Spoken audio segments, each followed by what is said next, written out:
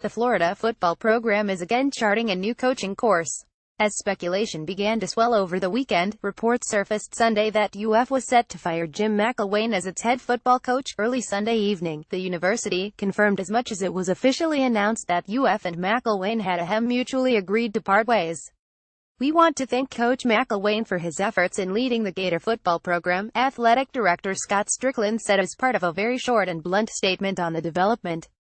Not long after official word of his demise became public knowledge, McElwain released a statement on his personal Twitter account. pic.twitter.com Nerjerskulls, Jim McElwain at Coach McElwain October 29, 2017. In his first 2 seasons with the Gators, McElwain went 198 and won the SEC East each year. UF started the 2017 season 31, including 30 in conference play, before suffering back-to-back league losses. The back end of that 3-game losing streak was an embarrassing loss to rival Georgia that, combined with the death threats imbroglio, proved too much for the in-over-his-head McElwain to survive. The off-field travails of one Alabama football player continue, with his head coach, despite a felony being involved, still firmly entrenched in the wait-and-see camp.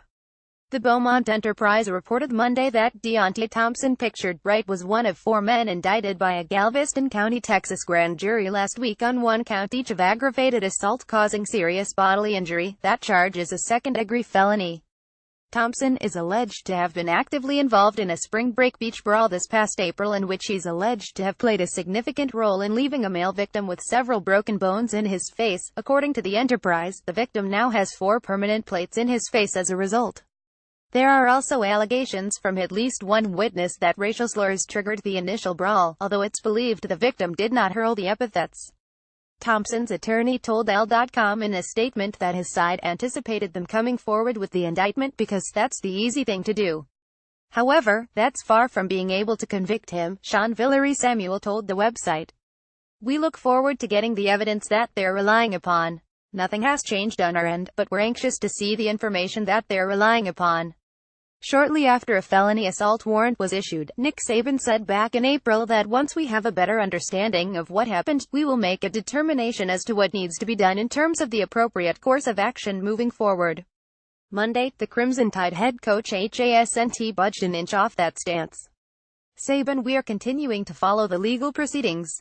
We are not going to make any judgments until that process has been completed." https://kuoisp67ek Matt Zenitz at Mazenitz October 30, 2017. Thompson has played in all 8 games this season for the top-ranked Tide, mainly on special teams. Florida lost Jim McElwain on Sunday, and on Monday suffered a bigger blow to its dwindling bowl hopes. Running back Malik Davis has been lost for the season to a knee injury, interim head coach Randy Shannon said. "It's a big blow for us because he was an explosive running back," Shannon said, via SEC Country. "But also, it's time for Mark Thompson to step up. He's a senior. He's a guy that's 6'2", 240, runs 4.4. It's his opportunity to come in and play. We've got to challenge him on offense to make sure there was a reason why he was recruited to be a part of Florida, and that's for him to be a skilled running back like he is, but also be productive and be a physical type guy that can get open in space and make plays.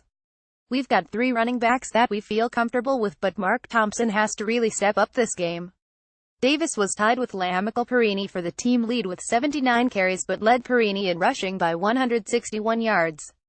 For the year, Davis, a freshman, carried 79 times for 526 yards and 2 touchdowns. Davis' 6.66 yards per carry average ranked 3rd in the SEC for all runners with at least 75 carries. Florida is 34 on the season and, unless a canceled game against Northern Colorado gets rescheduled, needs to win 3 of its final 4 games against Missouri, South Carolina, UAB and Florida State to reach a bowl game. The Maxwell Award announced its list of 18 semifinalists on Monday, which would not normally be a noteworthy event. Except this one is, for one reason: one of the 18 was a complete unknown just 1 month ago. Arizona quarterback Khalil Tate was included on the list after a month in which he exploded on the national scene and carried Arizona into the thick of the Pac-12 championship hunt. The sophomore from Inglewood, Caliph, completed a month in which he completed 41 of 58 passes, 70.7% for 743 yards, 12.8 per attempt, with 6 touchdowns against 3 interceptions while rushing 59 times for 840 yards and 8 touchdowns. Arizona went 40 in the month of October, averaging 48.8 points per game in the process. The Wildcats are now ranked 5th nationally in rushing at 338.6 yards per game and second with 7.20 yards per carry, despite Tate playing sparingly in Arizona's first 2 games and missing the next 2 entirely. Arizona is ranked number 23 in the latest AP poll and can take the driver's seat in the Pac-12 South with a win over number 17 USC in a game that will be televised by ESPN at 1:05 p.m. ET. With another strong performance and a win over the Trojans, Tate will move himself into the conversation for a more prestigious, stiff-arm trophy.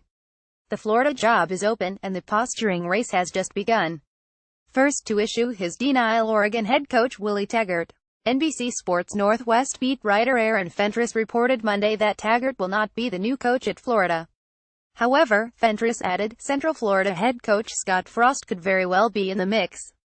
From the report, Oregon coach Willie Taggart is not going to become the new coach at Florida, according sources. So we can squash any speculation on that front right away, but Central Florida coach Scott Frost, a former UO assistant, very well could become the Gators' new coach, according to a source with knowledge of the situation. Here's the deal with these coaching reports, they very much well could be true, or they could be Oregon saying, don't take our coach, here's another guy we'd love for you to hire. Or it could be a mixture of both. Or it could be Taggart just outright lying. Or it could be, you get the point. Get ready for another month of this, folks.